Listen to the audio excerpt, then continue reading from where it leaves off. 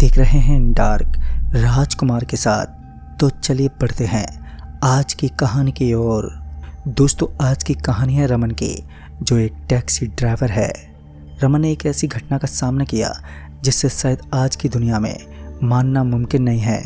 रमन कोलकाता में टैक्सी चलाता है और वो सुबह से शाम तक टैक्सी ही चलाता है ताकि इससे जो कमाई हो उसके परिवार का पालन पोषण हो जाए। रमन के परिवार में उसकी पत्नी, 2 बच्चे और माँ हैं। वैसे तो रमन की ज़िंदगी आराम से कट रही थी, लेकिन मुश्किल कभी कहकर नहीं आती है। धीरे धीरे रमन के टैक्सी का धंधा अब कम होने लगा, जिससे उसकी कमाई कम हो गई। इसलिए उसने फैसला किया कि अब वो आधी रात तक टैक्सी चलाएगा। रमन अब रात को भी टैक्सी चलाने लगा, जिससे उसकी इनकम वापस से सही से होने लगी थी। एक दिन रात के 12:30 बजे रमन एक कच्चे रास्ते पर किसी को छोड़कर अपने घर जा रहा था। तभी उसने सोचा आज उसे देरी हो गई है। उसने टैक्सी में रेडियो पर गाने लगा रखे थे और अपने घर के लिए वो निकल रहा था। हालांकि वो उस पैसेंजर को छोड़ने के चक्कर में काफ़ी दूर आ गया था। अपने घर से यहाँ से उसके घर का रास्ता लगभग 1 घंटे का था। रास्ते में रमन ने देखा एक लड़की और एक लड़का उसे टैक्सी के लिए हाथ दे रहे हैं।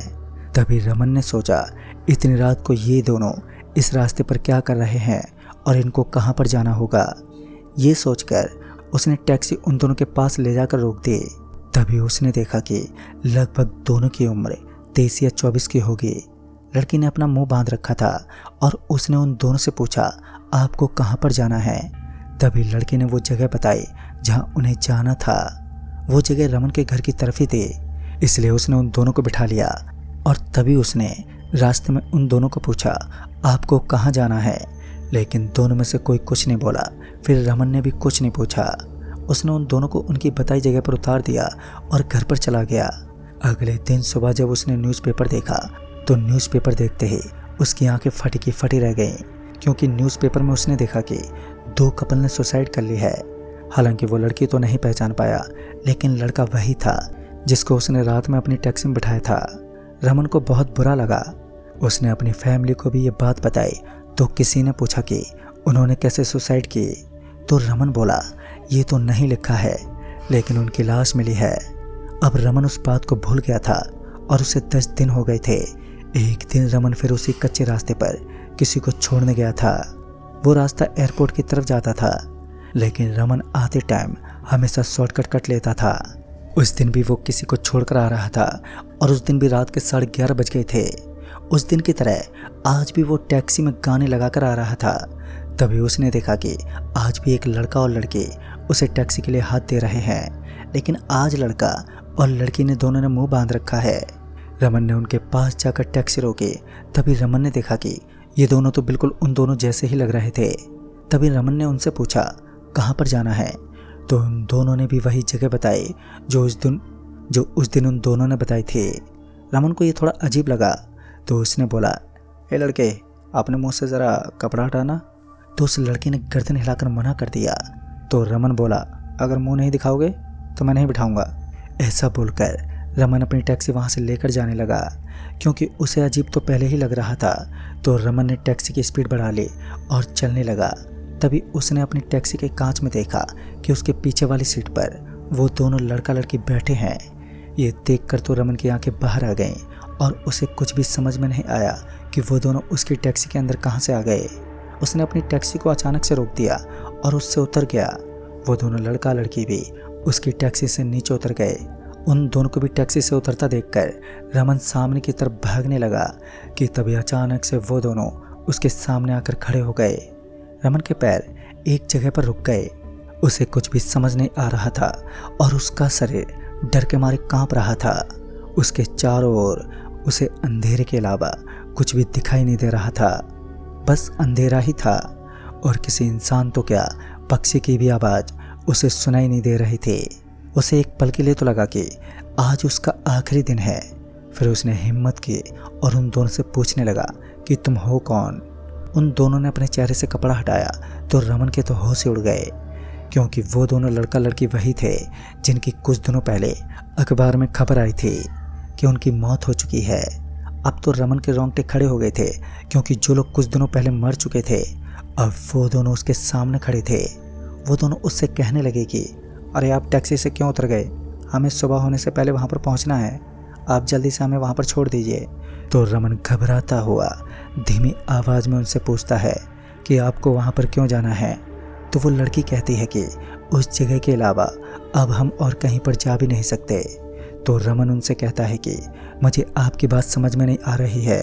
तो वो लड़का कहता है कि आप हमें उस जगह पर छोड़ दीजिए, वहाँ पर जाकर हम आपको समझा देंगे। अब रमन को लगने लगा था कि वहाँ पर जाकर ये दोनों उसे मार देंगे, पर वो उनके साथ वहाँ पर नहीं गया तो भी वो दोनों उसे मार देंगे। अब रमन के पास बचने का कोई भी रास्ता नहीं था। रमन उन दोनों के साथ वापस टैक्सी के पास गया और टैक्सी के अंदर बैठ गया और उन्हें उस तरफ ले जाने लगा जिस तरफ उन्होंने बताया था। रमन के हाथ पांव भी कांप रहे थे, वो ठीक से टैक्सी भी नहीं चला पा रहा था कि तभी वो लड़का कहता है कि अरे अंकल डरिए मत और ध्यान से टैक्सी चलाइए। फिर थोड़ी देर के बाद वो तीनों उस जगह पर पहुंच गए जहां पर उस दिन इन दोनों को छोड़ा था।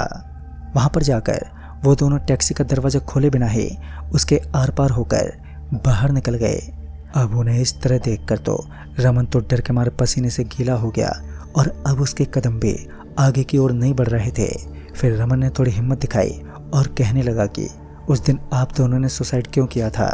तभी वो लड़की हंसने लगती है और कहती है कि हर बार अखबार में लिखा हुआ सच नहीं होता है।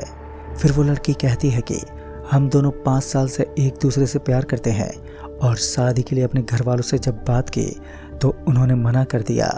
हम दोनों उनके खिलाफ जाकर शादी नहीं करना चाहते थे, पर किसी और से भी शादी नहीं करना चाहते थे। फिर धीरे धीरे काफ़ी मनाने के बाद हमारे घर वाले मान गए और हमारी शादी भी करवा दी। ऐसे ही लगभग 2 साल होने को आए थे। हमें लगा था कि सब कुछ ठीक चल रहा है, हमारी शादी से सभी लोग खुश हैं, पर दरअसल लड़की के मामा को ये शादी पसंद नहीं थी।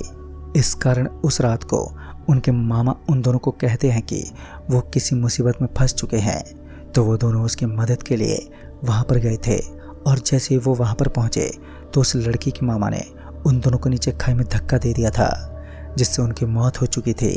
और तभी वो लड़का कहता है कि उस दिन आखिरी बार आपने हमें देखा था, इस कारण मरने के बाद हमारी आत्मा सिर्फ आपको ही दिखाई दे रही है और इसीलिए हम आपसे मदद चाहते हैं कि आप हमारे घर वालों को बता दें, आप यह बात हमारे घर वालों को बता दें। दोस्तों ये बात सुनकर उन दोनों के लिए बुरा भी लगा था कि इतनी कम उम्र में उन दोनों की मौत हो गई थी और वो भी इस तरह। फिर रमन ने उन दोनों के घर वालों को ये बात भी बता दी थी।